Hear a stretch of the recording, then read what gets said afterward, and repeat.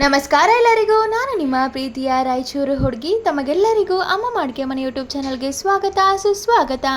ಇವತ್ತಿನ special recipe ಏನಪ್ಪ ಅಂದರೆ ಈವ್ನಿಂಗ್ ಸ್ನ್ಯಾಕ್ಸ್ಗಾಗಿ ಸಖ ಟೇಸ್ಟಿಯಾಗಿರುವಂತಹ ಕಡಲೆಬೇಳೆ ವಡನ ಯಾವ ರೀತಿ ಮಾಡೋದು ಅಂತ ನೋಡ್ಕೊಂಡು ಬರೋಣ.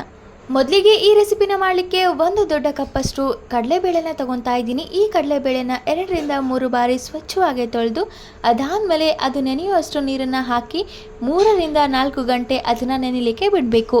ಕಡಲೆಬೇಳೆ ಇನ್ನೇನು ತುಂಬ ಚೆನ್ನಾಗಿ ನೆಂದಿದೆ ಅಂದಮೇಲೆ ಅದರಲ್ಲಿರುವಂತಹ ನೀರನ್ನೆಲ್ಲ ತೆಗೆದು ಸಪ್ರೇಟ್ ಮಾಡ್ಕೋಬೇಕು. ಅದಾದಮೇಲೆ ನಿಮ್ಮ ಖಾರದ ತಕ್ಕಂತೆ ಹಸಿಮೆಣಸಿನ್ಕಾಯಿನ ತೊಗೋಬೇಕು. ನಾನಿಲ್ಲಿ ಒಂದು ದೊಡ್ಡ ಕಪ್ಪಷ್ಟು ಕಡಲೆಬೇಳೆಗೆ 20ರಿಂದ 25 ಹಸಿಮೆಣಸಿನ್ಕಾಯಿನ ತೊಗೊತಾ ಇದ್ದೀನಿ. ಈಗ ಒಂದು ಮಿಕ್ಸಿ ಜಾರ್ನ ತೊಗೊಂಡು ಆ ಮಿಕ್ಸಿ ಜಾರ್ಗೆ ಮುಂಚೆನೇ ಸ್ವಚ್ಛವಾಗಿ ತೊಳೆದು ಇಟ್ಕೊಂಡಿರುವಂತಹ ಹಸಿಮೆಣಸಿನ್ಕಾಯಿನ ಹಾಕಿ ಹಾಗೆ ರುಚಿಗೆ ತಕ್ಕಷ್ಟು ಉಪ್ಪನ್ನು ಹಾಕಿ ನುಣ್ಣಗೆ ರುಬ್ಕೋಬೇಕು, ಅಥವಾ ನೀವು ತರಿಯಾಗಿ ಕೂಡ ರುಬ್ಕೋಬೋದು. ಅದಾದಮೇಲೆ ಮುಂಚೆನೇ ತೆಗೆದು ಇಟ್ಕೊಂಡಿರುವಂತಹ ಕಡಲೆಬೇಳೆನೂ ಸಹ ತರಿಯಾಗಿ ರುಬ್ಕೊಂಡು ಎರಡನ್ನೂ ಸಹ ತುಂಬ ಚೆನ್ನಾಗಿ ಮಿಕ್ಸ್ ಮಾಡಿಕೊಂಡು ಈ ರೀತಿ ಇಟ್ಕೋಬೇಕು. ಅದೇ ರೀತಿಯಾಗಿ ಮತ್ತೊಂದು ಕಡೆ ಒಂದು ಕಡಾಯಿ ಕೂಡ ಕಾಯಲಿಕ್ಕೆ ಇಟ್ಟಿದ್ದೆ. ಕಡಾಯಿ ಇನ್ನೇನು ಕಾದಾಗಿದೆ ಅಂದಮೇಲೆ ಅದಕ್ಕೆ ಕರಿಯೋಷ್ಟು ಎಣ್ಣೆನ ಹಾಕ್ಕೋಬೇಕು.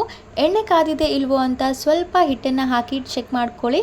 ಅದಾದಮೇಲೆ ಈ ರೀತಿ ವಡೆನ ಕೈಯಲ್ಲೇ ತಟ್ಟಿ ಈ ರೀತಿ ಎಣ್ಣೆಯಲ್ಲೇ ಹಾಕ್ಕೋಬೇಕು. ಎಣ್ಣೆಯಲ್ಲೇ ಹಾಕಿ ಅದನ್ನು ಮೀಡಿಯಮ್ ಫ್ಲೇಮಲ್ಲಿ ಇಟ್ಟು ಎರಡು ಕಡೆ ತುಂಬ ಚೆನ್ನಾಗಿ ಫ್ರೈ ಮಾಡಿಕೊಂಡ್ರೆ ಸಖ ಟೇಸ್ಟಿಯಾಗಿರುವಂತಹ ಕಡಲೆಬೇಳೆ ವಡೆ ತಿನ್ನಲಿಕ್ಕೆ ರೆಡಿಯಾಗಿರುತ್ತೆ.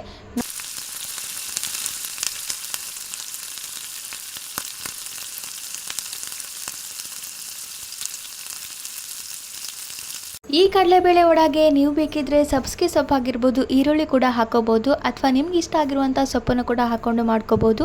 ಅಂದರೆ ಪಾಲಕ್ ಸೊಪ್ಪಾಗಿರ್ಬೋದು, ಸಬ್ಸಿಗೆ ಆಗಿರ್ಬೋದು, ಯಾವುದಾದ್ರೂ ಕೊತ್ತಂಬರಿ ಸಹ ಹಾಕ್ಕೋಬೋದು, ಅಥವಾ ಬರೀ ಈರುಳ್ಳಿ ಕೂಡ ಹಾಕ್ಕೊಂಡು ಮಾಡ್ಬೋದು. ಇದು ಯಾವುದು ತಿನ್ನಲ್ಲ ಅನ್ನೋರು ಪ್ಲೇನ್ ಆಗಿ ಇದೇ ರೀತಿಯಾಗಿ ಮಾಡ್ಕೋಬೋದು.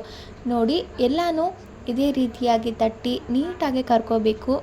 ಸೊ ನೋಡಿದ್ರಲ್ಲ, ಇದಾಗಿತ್ತು ಇವತ್ತಿನ ಟೇಸ್ಟಿ ಈವ್ನಿಂಗ್ ಸ್ನ್ಯಾಕ್ಸ್ ರೆಸಿಪಿ ಕಡಲೆಬೇಳೆ ವಡೆ. ಈ ರೆಸಿಪಿ ನಿಮಗೇನಾದರೂ ಇಷ್ಟ ಆಗಿದ್ದರೆ ಅಮ್ಮ ಅಡುಗೆ ಮನೆ ಯೂಟ್ಯೂಬ್ ಚಾನಲ್ಗೆ ಲೈಕ್ ಮಾಡಿ, ಶೇರ್ ಮಾಡಿ, ಕಮೆಂಟ್ ಮಾಡಿ, ಹಾಗೂ ಅಮ್ಮ ಅಡುಗೆ ಮನೆ ಯೂಟ್ಯೂಬ್ ಚಾನಲನ್ನು ಸಬ್ಸ್ಕ್ರೈಬ್ ಮಾಡಿ. ಧನ್ಯವಾದಗಳು.